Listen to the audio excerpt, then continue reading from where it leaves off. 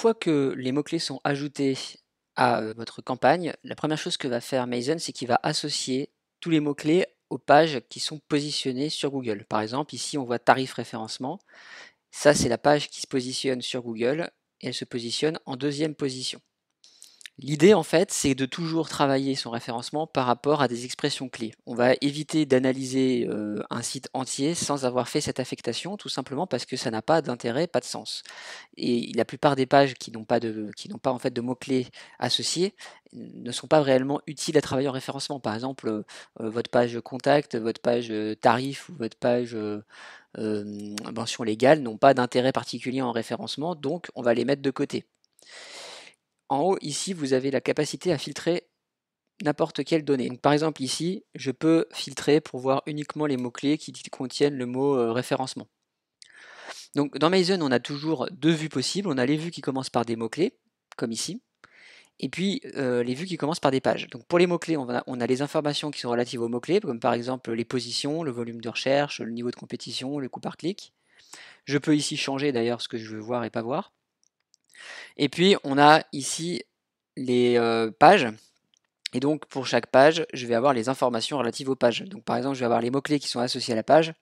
Je vais avoir les balises de titre, les métadonnées description, le nombre de mots, etc. Et là encore, je peux choisir d'ajouter encore d'autres informations à cette vue. Alors, l'une des grandes forces de Mason, c'est d'organiser le travail de référencement au quotidien. Donc, imaginons par exemple que je veuille organiser mon travail sur les 2 prochaines semaines. Une bonne stratégie, ce serait de travailler en priorité sur les pages pour lesquelles je vais vite avoir des résultats. Par exemple, celles pour lesquelles mes mots-clés sont situés, on va dire, entre la 10e et la 20e position, c'est-à-dire en deuxième page de Google. Donc pour ça, je vais filtrer ici pour voir tous les mots-clés qui sont 10e à 20e. Et tous ces mots-clés, je vais les sélectionner, je vais leur donner un nom, donc un tag, ici. Je vais l'appeler deuxième page Google. Je sélectionne une couleur pour mon tag, je donne le tag à tout le monde, et voilà, maintenant j'ai tous mes mots-clés qui sont en deuxième page et qui contiennent le mot référencement puisque c'est ce qu'on avait filtré tout à l'heure.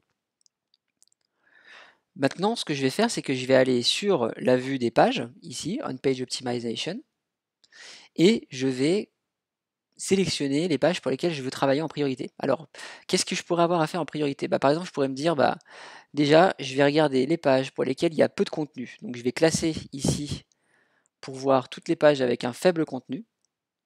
Donc là, il y en a quand même pas mal. Et je vais les sélectionner. Donc, par exemple, là, toutes les pages pour lesquelles il y a un faible contenu. Donc, j'en ai quand même pas mal ici, des pages pour lesquelles voilà, j'ai moins de 300 mots, on va dire. Donc, je vais sélectionner ces quelques pages pour lesquelles je voudrais augmenter le volume de contenu, tout simplement. Parce que pour me positionner mieux sur mes mots-clés, je vais avoir besoin d'augmenter mon volume de contenu. Donc là, je les sélectionne et je vais leur donner un tag contenu faible.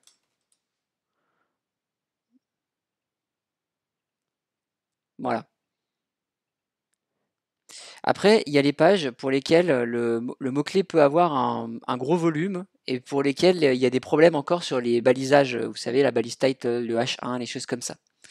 Donc pour ça, ce que je peux faire, c'est que je peux revenir dans mes keywords ici. Cette fois-ci, je vais sélectionner tous les mots-clés pour lesquels il y a un bon volume de recherche. Donc là, je défiltre par ranking, je prends volume de recherche. Et je vais dire, alors pas non plus trop concurrentiel, donc je vais aller chercher entre par exemple 500 et 1000. Voilà. Donc je vais sélectionner tout cela, je vais leur donner un tag qui sera volume 500 à 1000. Voilà. Donc je leur donne. Maintenant je reviens ici. Et du coup, cette fois-ci, ce que je vais faire, c'est que je vais chercher ici par tag. Donc je vais dans les mots-clés. Je fais uniquement les pages pour lesquelles c'est volume de 500 à 1000 et pour lesquelles j'ai encore des problèmes. Alors, c'est quoi les problèmes? En fait, dans les to-dos ici, c'est est-ce qu'il y a des choses encore à régler? Par exemple, si je clique sur le petit 2 ici, je vois qu'il n'y a pas de mots-clés dans le H1 et qu'il n'y en a pas non plus dans la balise de titre. Donc, je vais sélectionner ces deux-là et je vais du coup leur donner aussi un petit nom. Je vais dire que ceux-là, ce sont les pages prioritaires, parce que bon volume de recherche et il y a encore des problèmes à régler. Voilà. Autre exemple, je peux aussi aller regarder quelles sont les pages pour lesquelles je risque d'avoir des problèmes pour me positionner parce que j'ai pas suffisamment de liens vers ces pages-là.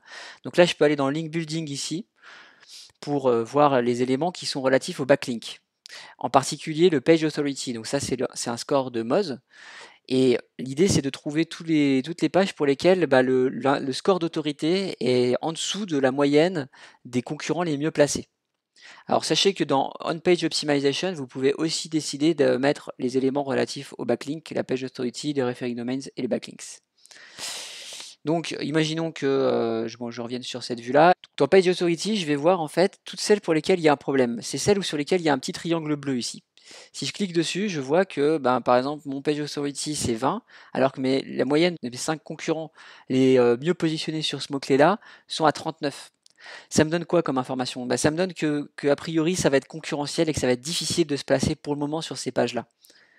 Donc pour l'instant, j'ai peut-être intérêt à faire attention à pas avoir trop souvent des pages comme ça à travailler, donc parce que il y a une alerte et que du coup ça va être compliqué de se positionner sur ces pages-là. Donc je peux les sélectionner. Après, je vais du coup leur donner un petit nom aussi et je vais dire difficile. Voilà, ça c'est les pages difficiles. Je les sélectionne et je leur donne là encore un nom. Donc maintenant, imaginons que je veuille travailler spécifiquement sur les prochains jours. Ce que je vais faire, c'est que je vais me créer une vue dans laquelle je vais dire travail du 10 au 30 octobre. Et je vais me faire. Donc là, je peux soit faire une liste de mots-clés, soit une liste de pages. Là, mon but, c'est vraiment de me faire une liste de pages parce que c'est mon travail. Donc c'est ce que je vais faire. Donc je fais Create. Et là, du coup, je vais sélectionner en disant je vais améliorer les contenus faibles. Je vais travailler sur les pages prioritaires. Et je vais éviter les pages difficiles. Donc comment je fais? Déjà, je fais contenu faible. Je les sélectionne et je leur donne encore un nouveau tag. Cette fois-ci, ce sera 10 au 30, par exemple. Simplement, ce sera un tag que je vais utiliser que pour créer ma vue. Voilà, je lui donne 10 au 30. Et puis ensuite, je désélectionne. Je vais sélectionner mes pages prioritaires. Je vais les appeler aussi 10 au 30. Voilà. Maintenant, j'ai plus qu'à filtrer pour voir les pages du 10 au 30. Je les enregistre. Et comme ça, si par exemple je vais me promener ailleurs, je peux retrouver ici travail du 10 au 30 octobre, toutes mes pages à travailler du 10 au 30 octobre. Et donc mon but c'est que ici il n'y ait plus aucune to-do à faire, que tout soit OK. Comme ça j'aurai réalisé mon travail prioritaire de cette semaine. Je peux aussi vérifier que j'ai pas à l'intérieur de ces pages-là des pages correspondant aux termes difficiles parce que je sais que ça ne sert pas à grand chose que j'y travaille pour l'instant. Ce sera peut-être un peu plus tard.